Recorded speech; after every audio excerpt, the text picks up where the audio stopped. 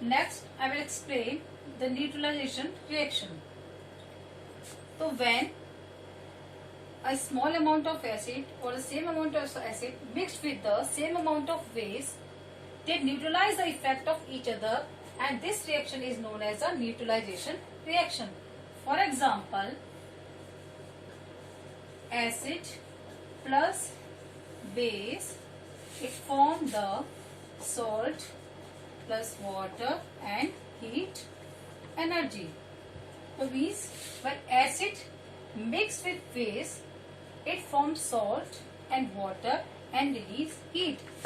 This type of reaction is known as a neutralization reaction. Why we called as the neutralization reaction?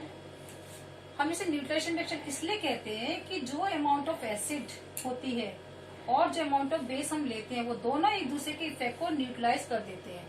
ये acidic nature का है, ये basic nature का है, लेकिन जब आपस में मिक्सअप हो जाते हैं they form the salt, and salt is neither the acidic nor the basic, it is neutral in nature.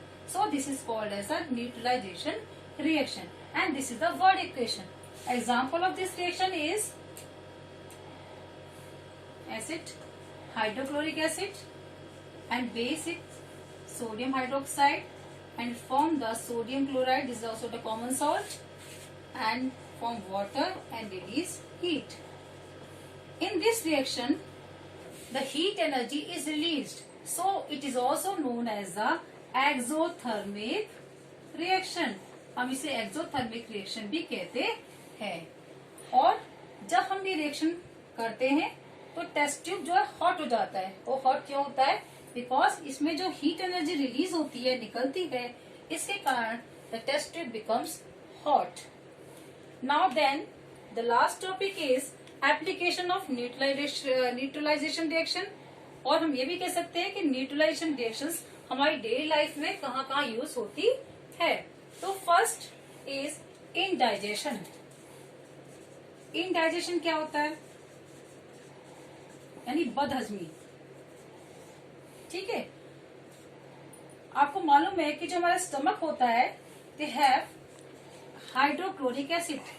ठीक है, तो during indigestion excess of hydrochloric acid is released in our stomach and it damages the cells of our stomach and it causes ulcer. So neutralize the effect of this hydrochloric acid. We add base. And which base? हम base डालेंगे इसमें. अब कौन सा base डालेंगे इसमें? Antacid. Antacid और milk of magnesia. Milk of magnesia और magnesium hydroxide. So magnesium hydroxide is also called as milk of magnesia, or we add antacid.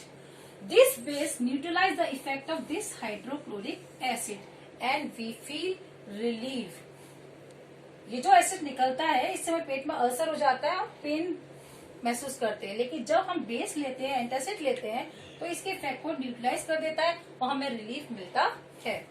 Next second is use in the treatment of soil. Treatment of soil. अब treatment of soil में कैसे use होता है?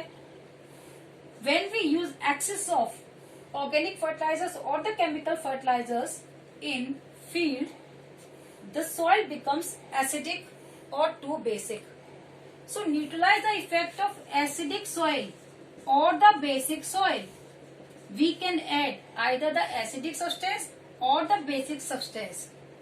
For example, if the soil is acidic, अगर आपकी soil acidic हो गई है तो we add slag lime or lime water,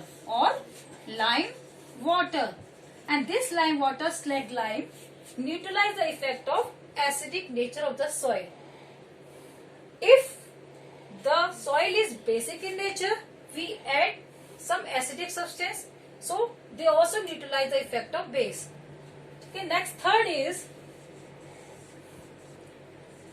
ant sting. कई बार ततैया या चींटी काट जाती है तो हमारी स्किन पे स्वेलिंग आ जाती है, वो पार्ट उसमें स्वेल हो जाता है और आपका कुछ रेडिश कलर का हो जाता है. तो उस टाइम हम क्या करते हैं? We rub the paste of baking soda baking soda. जब चींटी काटती है या ततैया काटती है तो हमारी बॉडी को हम उस पार्ट में बेकिंग सोडा का जो पेस्ट होता है उसको बना के रब कर देते हैं, जिससे हमारी बॉडी में रिलीफ हमें महसूस होता है। ततैया काटती तो इरिटेशन होता है। अब क्यों होता है इरिटेशन? हमें जलन होती है, स्वेलिंग आ जाती है बिकॉज ऑफ फॉर्मिक एसिड। जब हमें आंत स्टिंग होता है या कोई ततैया काटती है, हमें बी काटती है, तो हमें जलन महसूस होती है। भोजन महसूस क्यों होती है? बिकॉज ऑफ फॉर्मिक एसिड, क्योंकि इसमें फॉर्मिक एसिड होती है। So we rub the baking soda solution और baking soda paste. So baking soda paste neutralise the effect of formic acid. ठीक है। कई बार हम इसमें जिंक कार्बोनेट यानी कैलामाइन पेस्ट, कैलामाइन सॉल्यूशन को भी डब करते हैं। कैलामाइन सॉल्यूशन में आपका जिंक कार्बोनेट होता है और वाटर में जब ये डिप करके लगाया जाता है तो it turns into the zinc hydroxide. Then fourth application is industrial waste. Industrial waste, अब आपको मालूम है कि जो इंडस्ट्री से जो आपका कचरा निकलता है, the wastage are discharge into from the industry into the river और the water bodies. These are too acidic and they kill the fishes or the aquatic organism. The fourth is industrial waste. The wastage of the industries contains mainly acids. ठीक है, and they are discharged into the water bodies or the rivers and they kill the aquatic fishes or the aquatic organism. हम इसको neutralise करने के लिए we add some base और slag lime, जिससे क्या होता है कि ये जो एसिडिक नेचर होता है वाटर का, या आप जो वेस्ट निकलता है इंडस्ट्री से जो उसका एसिडिक नेचर होता है, उसको हम वाटर बॉडीज में डिस्चार्ज करने से पहले उसका ट्रीटमेंट करते हैं। तो वी एड सम बेस, जिससे क्या होता है ये जो एसिडिक नेचर होता है इस वेस्ट का वो न्यूट्रलाइज हो जाता है और उसके बाद हम उसको वाटर बॉडीज में डिस्चार्ज करते हैं। ठीक है, this is the last topic. अगर आपको कुछ प्रॉब्लम हो, कुछ डाउट हो तो आप मुझसे पूछ सकते हैं। ठीक है बेटा।